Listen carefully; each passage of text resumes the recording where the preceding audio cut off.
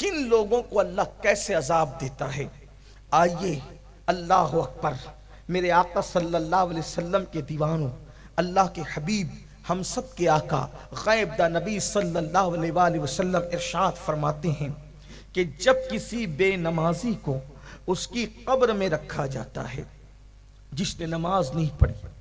آج یہ بات عام ہے، جب نماز کا ذکر ہوتا ہے لوگ سوچتے ہیں یہ تو مولوی صاحب کی بات ہے کہ وہ تو نماز کا ذکر کریں گے، مگر ایک بات یاد رکھیں، نماز چھوڑ کر کوئی سچا مسلمان ہو ہی نہیں سکتا۔ مسلمان بننے کے لیے نماز ضروری ہے۔ حضور اکرم صلی اللہ علیہ وآلہ وسلم کے صحابہ کہتے تھے کہ ہم نبی کے دور میں مسلمانوں کو نماز سے پہچانتے تھے کہ جو نماز پڑھتا ہے وہ مسلمان ہے، جو نماز نہیں پڑھتا وہ مسلمان نہیں ہے۔ یہ بات ہے۔ بڑے پیر کی 11ویں کرنے والوں، ہم کہتے ہیں غوث پاک کی 11ویں ہم کرتے ہیں، کبھی سوچا اگر نماز نہیں پڑھتے تو غوث پاک اس کو قبول بھی کرتے ہیں کہ نہیں کرتے؟ میں نے غوث پاک کے ملفوظات میں یہ بات پڑھی، پتہ نہیں لکھنے والے نے کہاں تک انصاف کیا، لیکن یہ بات موجود ہے، دھیان سے سننا۔ غوث پاک بے نمازی سے کتنی نفرت کرتے ہیں۔ غوث پاک کے دل میں بے نمازیوں سے محبت نہیں ہے، بلکہ نفرت کتنی ہے۔ غوث پاک بے نمازیوں کو کتنا برا جانتے ہیں۔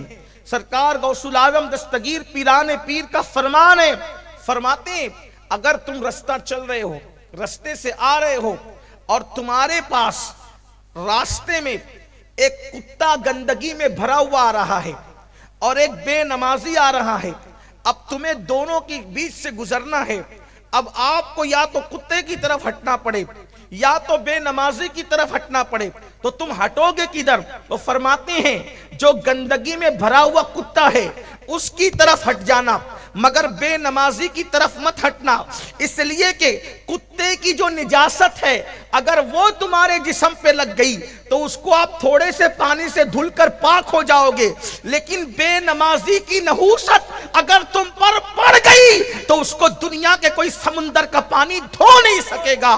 آپ مجھے بتائیں کہ بے نمازی سے اتنی نفرت غوث پاک کر رہے ہیں اور ہم لوگ مسجدوں کو ویران کر چکے ہیں، ہمارے پاس نماز کے لیے وقت نہیں ہے، دوستوں کے لیے ٹائم، ماں باپ کے لیے ٹائم، کھیل کود کے لیے ٹائم، جوا کھیلنے کے لیے ٹائم، شراب کے اڈوں پہ جانے کے لیے ٹائم، فلمیں دیکھنے کے لیے ٹائم۔ جس رب نے زندگی دی، جس رب نے دولت دی، جس رب نے قوت دی، جس رب نے بولنے کی زبان دی، جس رب نے دیکھنے کی آنکھیں دی، جس رب نے سب کچھ دیا، دھوکہ دینے والے لوگوں کے لیے ہم نے اتنا وقت دیا، لیکن اس اللہ کے لیے جس نے ہر نعمت ہمیں دی اس اللہ کے لیے ٹائم نہیں۔ آج مسلمان دھڑلے سے کہتا ہے مولانا ٹائم نہیں ملتا نماز کے لیے، واٹس ایپ چیک کرنے کے لیے نماز ہے، واٹس ایپ چیک کرنے کے لیے وقت ہے، فیس بک کے لیے وقت ہے، یوٹیوب کے لیے وقت ہے، کیرم کھیلنے کے لیے وقت ہے، تاش کے پتے کھیلنے کے لیے وقت ہے،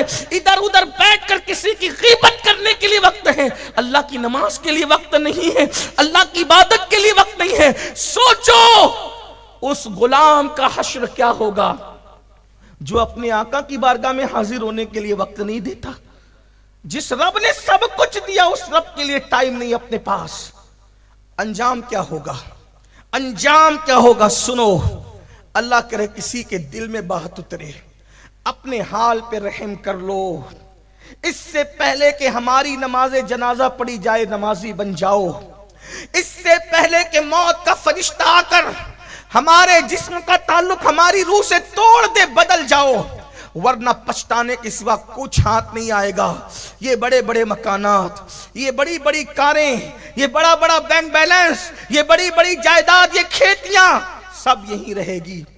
کفن میں کچھ نہیں لے جانا ہے اعمال کے سوا، جو کفن میں لے جانا ہے اس کے لیے ٹائم نہیں، جو یہاں پڑی رہ جانا ہے اس کے لیے رات دن محنت، جھوٹ بول بول کے مال کما رہے ہیں، ناپ تول میں کمیاں کر رہے ہیں، لاٹریاں کھیل رہے ہیں، جوا کھیل رہے ہیں، سود کھا رہے ہیں، جو سب چھوڑ کر جانا ہے اس کے لیے رات دن محنت، جو قبر میں لے جانا ہے اس کے لیے کوئی محنت نہیں۔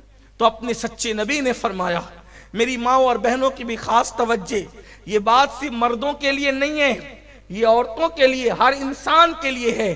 میرے آقا فرماتے ہیں صلی اللہ علیہ وآلہ وسلم کہ جب بے نمازی کو اس کی قبر میں رکھا جاتا ہے تو 99 سانپ، 99 سانپ اس کی قبر میں ڈال دیے جاتے ہیں اللہ کی طرف سے۔ 99 سانپ، یہ کوئی کہانی قصہ نہیں، یہ کسی عام انسان کی بات نہیں، یہ اللہ کے رسول کا فرمان اور نبی کی حدیث کا انکار کرنے والا اور مذاق اڑانے والا مسلمان نہیں ہو سکتا۔ اپنے نبی نے فرمایا، اپنے سچے رسول نے فرمایا 99 سانپ اللہ اس کی قبر میں مسلط کرتا ہے، اور ان سانپ کی طاقت کا عالم کیا ہے؟ ارشاد فرمایا وہ جو 99 سانپ ہیں اس میں سے ایک ایک سانپ کی قوت کا حال یہ ہے کہ اگر وہ سانپ کسی پہاڑ پہ ڈنک مار دے تو پہاڑ ریزہ ریزہ ہو جائے، اگر وہ سانپ دنیا میں پھونک مارے، پھنکار دے تو اس کی گرمی سے سارے انسان مر جائے۔ ایک سانپ اتنی طاقت والا ہے، ایسے طاقتور 99 سانپ بے نمازی کی قبر میں مسلط کیے جاتے ہیں۔ اس نے اگر فجر کی نماز نہیں پڑھی تھی تو ظہر تک وہ سانپ اس کو ڈستے رہتے ہیں، اللہ اکبر۔ پھر ظہر نہیں پڑھی تھی، عصر تک وہ سانپ اس کو ڈستے رہتے ہیں، مغرب نہیں پڑی تھی، مغرب تک کے وہ سانپ اس کو ڈستے رہتے ہیں، عشاء نہیں پڑی تھی، اللہ اکبر، مغرب نہیں پڑی تھی، عشاء تک سانپ ڈستے رہتے ہیں، عشاء نہیں پڑی تھی، فجر تک سانپ ڈستے رہتے ہیں۔ یہ ڈسنے کا سلسلہ اللہ اکبر اس وقت تک چلتا رہے گا جب تک اللہ چاہے گا۔ اب آپ مجھے بتائیں، اگر چھوٹا سا کیڑا ہمیں ڈنک مار دے، اگر چونٹی ہمیں کاٹ لے، کتنی تکلیف ہوتی ہے، کتنا درد ہوتا ہے۔ بچھو ڈنک مارے، اس اللہ نہ کرے کسی کو کبھی بچھو نے کاٹا ہو، جن کو کاٹا ہو ان کو پتا ہوگا کہ پورے جسم میں ایک انگار سی ہو جاتی ہے، ایک جلن سی ہو جاتی ہے۔ دنیا کا بچھو، کھیت کا بچھو ایک ڈنک مارے تو انسان ایسے تڑپتا ہے اور ایسے بلکتا ہے کہ اللہ اکبر، اس کو قرار نہیں آتا۔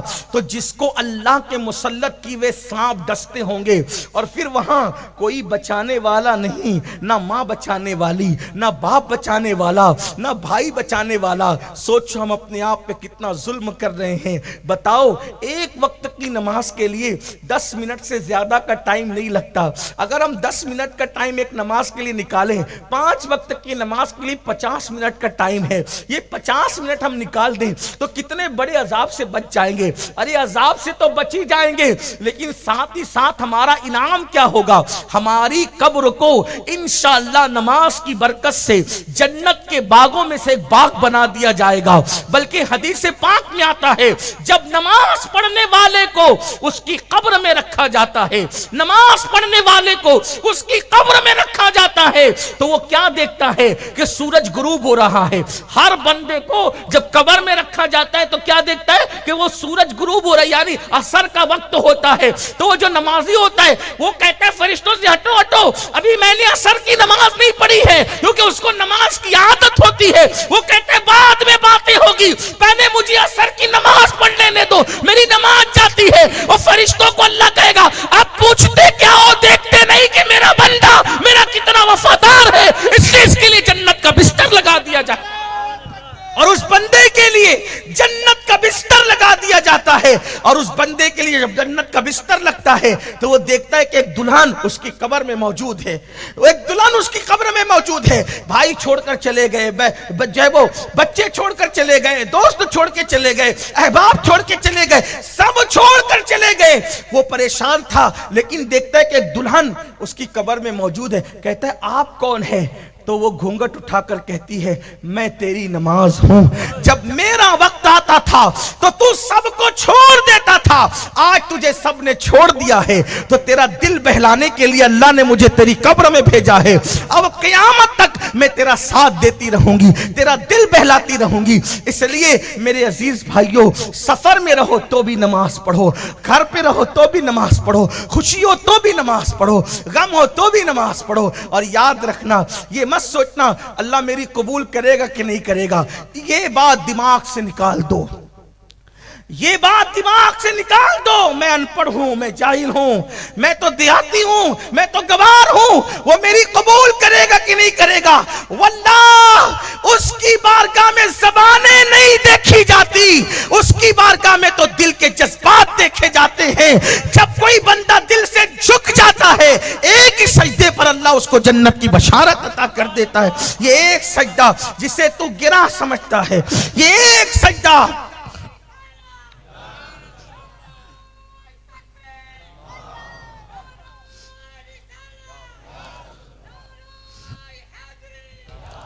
یہ ایک سجدہ جسے تو گرا سمجھتا ہے، ہزار سجدوں سے دیتا ہے آدمی کو نجات۔ آج کل جہاں مرد نماز سے دور ہے، میری مائیں اور بہنیں بھی کوسوں دور ہے، اور میری مائیں بہنیں کہتی مولوی صاحب ہمیں بچوں کو کھلانا پڑتا ہے، بچوں کی پرورش کریں، مرد تو چھڑے ہیں، مرد تو ان کو کوئی پرابلم ہی نہیں ہے، ہمیں بچے پالنے پڑتے ہیں، بچوں کو کھلانا پلانا ہے، کپڑے دھلنے ہیں، کھانا بنانا ہے، یہ کرنا ہے وہ کرنا ہے۔ میں پوچھنا چاہتا ہوں میری بہنوں، یہ بتاؤ بچے صرف تمہارے ہیں یا سیدہ فاطمہ الزہرا کے بھی بچے تھے؟ چھوٹی سی عمر میں، اتنی چھوٹی سی عمر تھی، چھوٹی سی عمر میں اللہ نے 5-6 بچوں سے نوازا تھا، ہر بچے کی خدمت کرتی تھی، لیکن کبھی نماز نہیں چھوٹتی تھی۔ بلکہ آپ کو بتاؤں، اللہ اکبر، آج تو گھر گھر جو ہے وہ نل بنے ہوئے ہیں، نلوں میں پانی آتا ہے، قریب قریب کنویں ہیں، اور پھر آٹا بھی چھوٹے چھوٹے دیہاتوں میں، بلکہ آج تو فقیروں کے یہاں جو بھیک مانگتے ہیں ان کے یہاں بھی آٹا پیس کر کے آتا ہے، فقیر کی بیوی کو بھی آٹا پیسنا نہیں پڑتا ہے نا۔ لیکن اللہ اکبر، سیدہ فاطمہ اپنے ہاتھوں سے چکی چلاتی تھی، اپنے ہاتھوں، کتنی مصروف زندگی تھی، اپنے ہاتھوں سے چکی۔ اتنے بڑے مالدار باپ کی بیٹی کہ ان کے بابا سے زیادہ مالدار کوئی نہیں تھا۔ لوگ کہتے ہیں کہ مالدار باپ کی بیٹیاں بڑے عیش پرست ہوتی ہے، لیکن میں کہتا ہوں سب ایسی نہیں ہوتی۔ واللہ سیدہ فاطمہ کے بابا سے بڑا مالدار کوئی ہو نہیں سکتا، کیونکہ کسی کا باپ کھیت کا مالک، کسی کا باپ زمین کا مالک، کسی کا باپ گاؤں کا مالک، کسی کا باپ جاگیر کا مالک۔ سیدہ فاطمہ کے بابا وہ تھے جسے اللہ نے آسمان سے لے کے زمین تک کے ہر چیز کا مالک بنایا تھا، حتیٰ کہ اللہ نے انہیں جنت کا مالک بنا دیا تھا۔ خالق کل نے آپ کو مالک کل بنا دیا، دونوں جہاں ہیں آپ کے قبضہ و اختیار میں۔ نعرہ تکبیر، ایسے نعرہ رسالت، نعرہ رسالت، محفل مصطفیٰ۔ ایسے مالدار باپ کی بیٹی، ایسے مالدار باپ کی بیٹی، ایسے دولت مند باپ کی بیٹی، جس کے بارے میں میرے امام نے کہا آسماں خان، زمین خان، زمانہ مہمان، صاحب خانہ لقب کس کا ہے تیرا تیرا۔ جس کو بھی بھیک ملی ان کے در سے ملی، جس کو بھی جو نعمت ملی اس کے در سے ملی۔ خلق کے حاکم ہو تم، رزق کے قاسم ہو تم سے ملا جو ملا تم پہ کروڑوں درود۔ فرشتے جس کے دروازے پہ دامن بھریں، انبیاء جس کے دروازے پر نعمتیں پائیں، اللہ اکبر، وہ میرے نبی کی چوکھٹ ہے۔ اللہ اندازہ تو کریں، اتنے مالدار باپ کی بیٹی ہے، ہاتھ سے چکی چلاتی۔ سرکار مولا کائنات فرماتے ہیں فاطمہ کو چکی چلاتے چلاتے ہاتھوں میں گٹے پڑ گئے، ہاتھوں میں چھالے پڑ گئے تھے، چھالے گٹے پڑ گئے تھے، اور فرماتے ہیں جب پانی بھر کر اپنی پیٹھ پر مشکیزہ رکھ کر لاتی تھی تو پانی پیٹھ پر رکھ کر لانے کی وجہ سے پیٹھ پر مشکیزے کے کالے نشان پڑ گئے تھے۔ یہ تھی ان کی زندگی، اور حال کیا تھا؟ نماز تو نماز ہے، فرض تو فرض ہے، واجبات تو واجبات ہیں، تہجد ہو یا رات کی عبادت ہو۔ حالت یہ تھی کہ جب عشاء کی نماز کے بعد نفل نماز شروع کرتی، ایک ہی سجدے میں پوری رات گزار دیتی، ایک ہی سجدے۔ اور جب صبح ہوتی نماز جلدی سے مکمل کرتی، اور صبح ہوتی تو کہتی اللہ تو نے رات اتنی چھوٹی بنائی، اتنی چھوٹی تو نے رات بنائی کہ فاطمہ دل کھول کے سجدہ نہ کر سکے، کوئی رات ایسی بڑی دے دے کہ فاطمہ دل کھول کر دل کے ارمانوں کے ساتھ سجدہ کر لے۔ سیدہ فاطمہ کو عبادت کے لیے رات چھوٹی پڑتی تھی، اور میری ماؤں اور بہنوں کو فلمیں دیکھنے کے لیے۔ اور سیریل دیکھنے کے لیے رات چھوٹی پڑتی ہے، رت جگہوں میں ناچنے کے لیے رات چھوٹی پڑتی ہے، بے پردہ گھومنے کے لیے رات چھوٹی پڑتی ہے۔ آپ غور تو کریں، ہم جہنم خرید رہے ہیں،